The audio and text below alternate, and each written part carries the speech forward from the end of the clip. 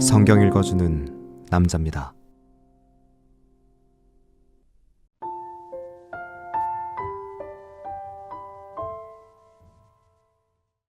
이 일은 아하수에로 왕 때에 된 것이니 아하수에로는 인도로 구스까지 127도를 치리하는 왕이라.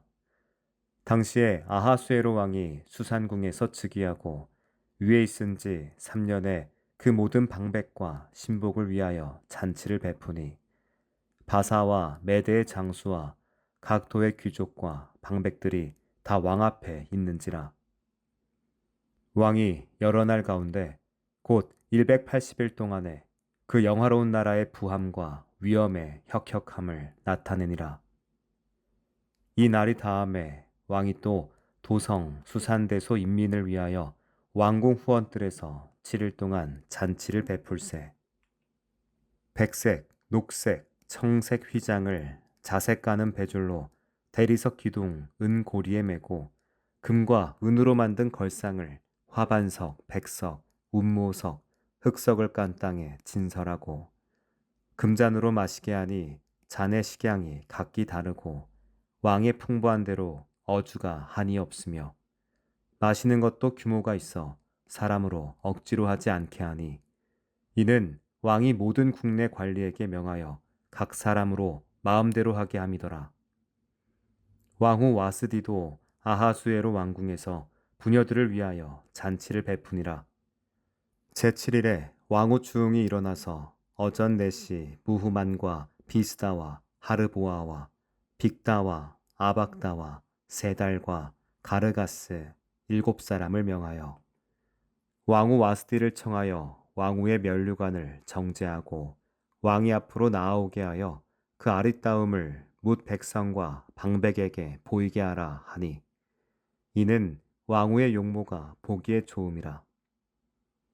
그러나 왕후 와스디가 내시에 전하는 왕명을 조차 오기를 싫어하니 왕이 진노하여 중심이 불 붙는 듯 하더라.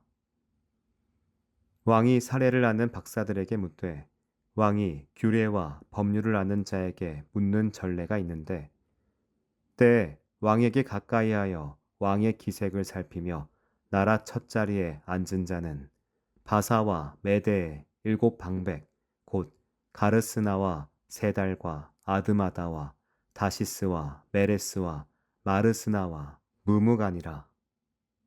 왕후 와스티가 내시에 전하는 아하수에로 왕명을 좋지 아니하니 규례대로 하면 어떻게 처치할꼬. 무무간이 왕과 방백 앞에서 대답하여 가로되 왕후 와스티가 왕에게만 잘못할 뿐 아니라 아하수에로 왕의 각도 방백과 뭇 백성에게도 잘못하였나이다.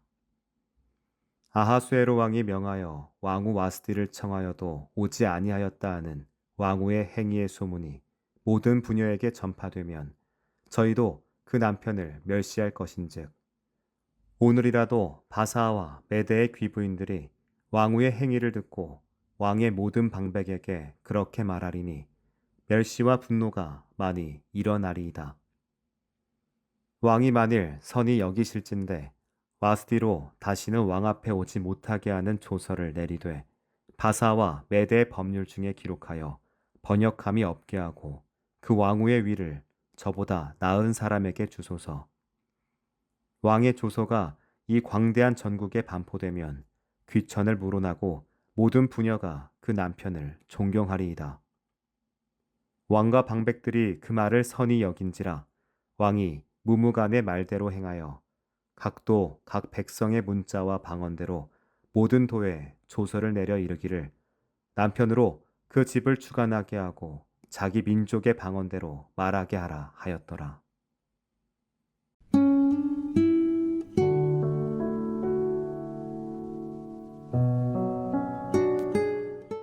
에스더를 펼치면 낯선 침묵과 마주하게 됩니다.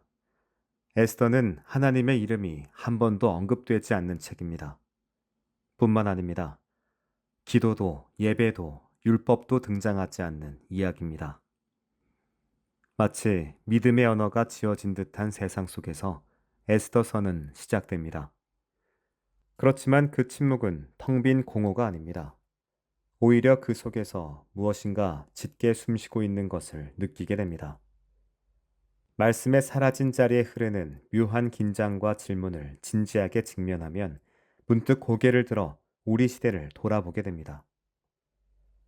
하나님이 계시지 않는 것처럼 보이는 세계에서 우리는 어떻게 살아야 할까요?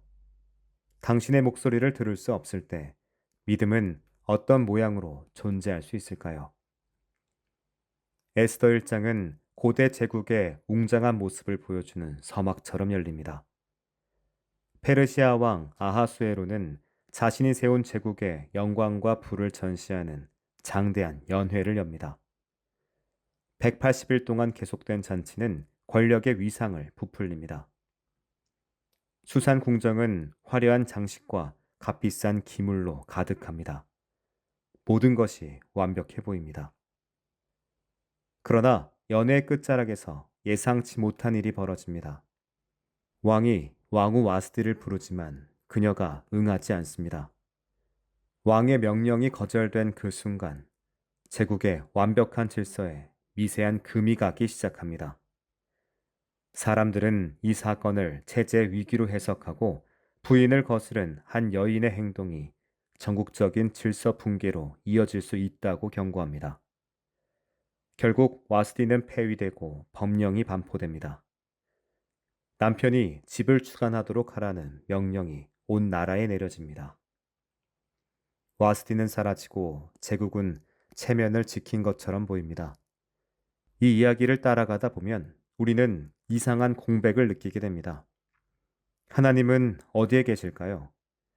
이 모든 혼란과 긴장, 권력의 소용돌이 속에서 하나님은 아무 말씀도 하지 않으십니다.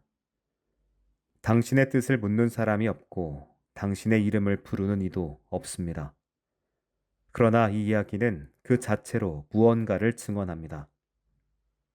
보이지 않는 무대 뒤편에서 하나님께서 조용히 서사를 이끌고 계신다는 사실입니다. 와스디의 거절은 왕의 자리를 비우고 그 빈자리는 에스더라는 한 여인의 등장을 예고합니다. 에스더가 아직 등장하지 않았지만 하나님은 이미 그녀를 위해 길을 내고 계셨습니다. 인간의 판단과 결정, 실수와 감정이 뒤섞인 상황조차도 하나님의 섭리 안에서 움직이고 있었습니다. 우리는 종종 하나님이 일하시지 않는 것처럼 느껴지는 순간을 통과합니다. 세상은 자신의 힘과 질서를 자랑하고 믿음은 조롱당하며 정의는 멀리 있는 것처럼 보입니다. 그럴 때 우리는 하나님이 계시는지 정말 함께 하시는지를 묻게 됩니다. 하지만 에스더는 말없이 말합니다. 하나님이 보이지 않는다고 해서 하나님이 역사하지 않으시는 것은 아니라고. 때로 하나님은 침묵 속에서 가장 역동적으로 일하십니다.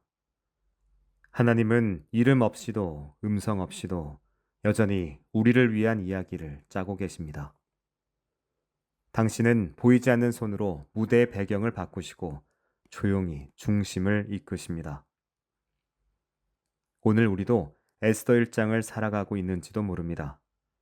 하나님의 이름이 들리지 않고 하나님의 손길이 느껴지지 않는 세상에서 우리는 잊지 말아야 합니다. 하나님 없는 것처럼 보이는 이 세계도 여전히 하나님의 이야기 안에 있습니다. 침묵은 부재가 아니며 어둠은 끝이 아닙니다. 믿음은 때로 보이지 않는 하나님을 신뢰하며 다음 장을 기다리는 일입니다. 기도드리겠습니다. 주님, 주님의 존재가 느껴지지 않을 때에도 주님의 이야기를 신뢰하게 하소서. 아멘.